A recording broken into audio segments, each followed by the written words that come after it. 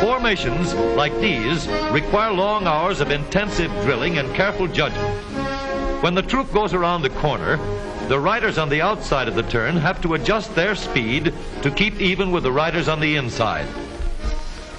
The man on the outside has to ride a lot farther and a lot faster in order to keep up with the parade. The outside wheels must spin faster than the wheels on the inside because they have a greater distance to travel in the same length of time. When a wagon turns a corner, the wheels can travel at different speeds because each one can turn freely on the axles. And in the early automobiles, the rear wheels turned separately and only one wheel was connected to the engine. But when only one wheel was driven by the engine, it had to do all the work, and it couldn't get a good enough grip on the road to do its job properly. So the one-wheel drive was soon out of date. But if two wheels are locked on an axle so that they are not free to turn separately, one or the other has to slide. So engineers had to find a way to connect both rear wheels to the engine without sliding and slipping on turns. The device which makes this possible is a part of the rear axle. It is called the differential because it can drive the rear wheels at different speeds. The differential looks complicated, but once we understand its principle, it is amazingly simple. These two wheels are mounted on separate axles and supported by a frame so that they can revolve freely at different speeds. Let's fasten a spoke on the inner end of each axle so that by turning the spokes, we can turn each wheel separately. With a bar or crosspiece, we can turn both wheels in the same direction at the same rate of speed. Let's get something to hold this bar in place so that it will press against the spokes. Notice that this support is not locked to the axle.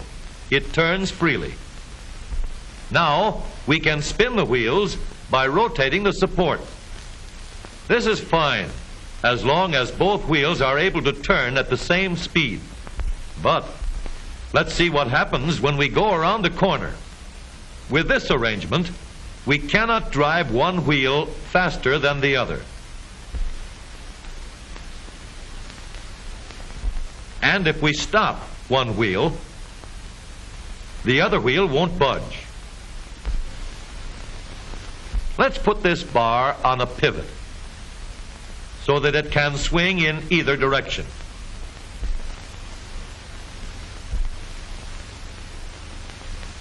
Now, the bar can still turn both wheels at the same speed. And because it pivots, it lets one wheel turn even when the other is stopped. But if turned too far, the bar will swing around until it won't drive the spokes that turn either wheel. We need another crossbar and more spokes to carry on the job.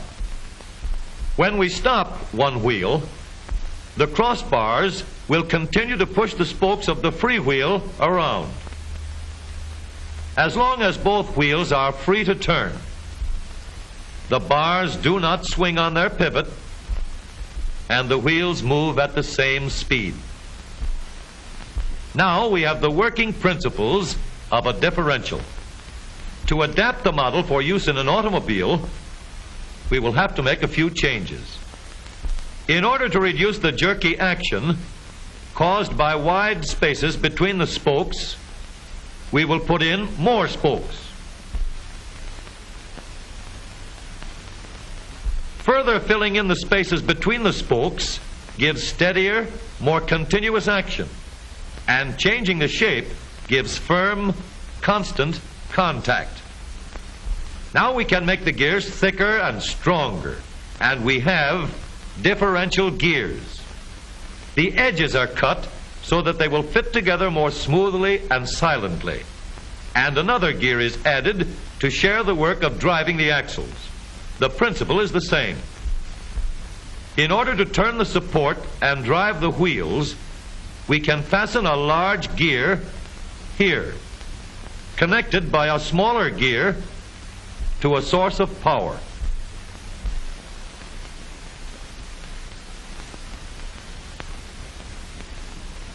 Notice that the power is connected to the differential at the center line.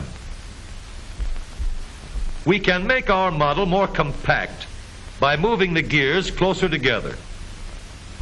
When we put our differential in an automobile, we have to leave room for the drive shaft, which carries the power from the engine. We may build the floor of the car above the drive shaft. But if we do, we won't have much room inside unless we make the top of the car high too. Of course, we could lower the floor and ceiling, but the drive shaft would be higher than the floor. This would have disadvantages.